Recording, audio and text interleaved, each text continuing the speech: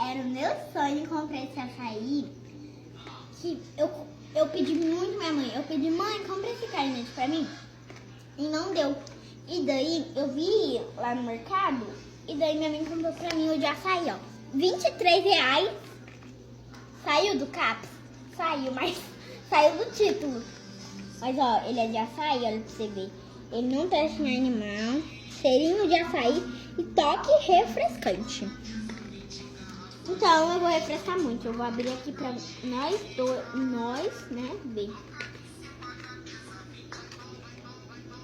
Olha. E daí, ele tem a cor, ó.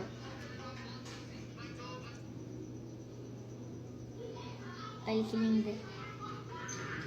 E tem um cheirinho de açaí, cheira, mamãe.